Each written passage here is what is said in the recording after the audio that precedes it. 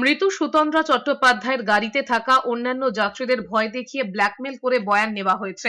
গুরুতর এই অভিযোগ করেছেন সিপিআইএম এর রাজ্য সম্পাদক মোহাম্মদ সেলিম।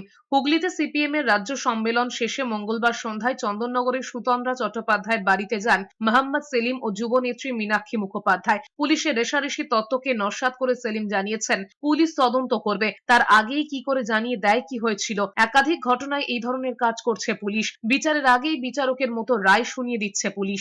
আনিস খান থেকে শুরু করে আরজি করের তরুণী চিকিৎসকের ধর্ষণ খুনের ঘটনাতেও একই বিষয় হয়েছে বলে তার দাবি। একটু প্রভাবশালী ছিল বলেই মায়ের বয়ান নেয়নি। প্রথম ফাঁসবে এই পুলিশ। আমার অভিযোগ হচ্ছে কেন মা ওখানে ছিলেন তার বয়ান নেয়নি। ফার্স্ট ইনফরমেশন এক, গ্রেপ্তার কে করবে, কাকে করবে।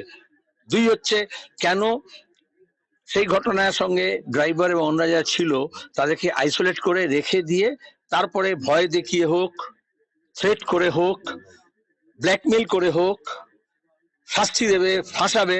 থ্রেট কালচার বলে না, তাই থানার মধ্যে থ্রেট কালচার হলো।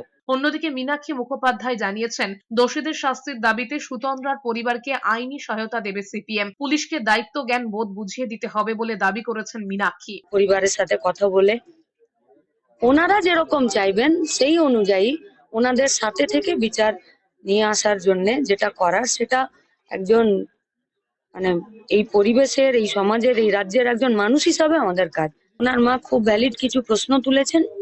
নিশ্চিতভাবে এই এলাকার মানুষ, রাজ্যের মানুষ, পরিবার এবং আমরা সবাই মিলে সেই সমস্ত প্রশ্নের উত্তর চাইতে যতদূর যাবার যেতে হবে।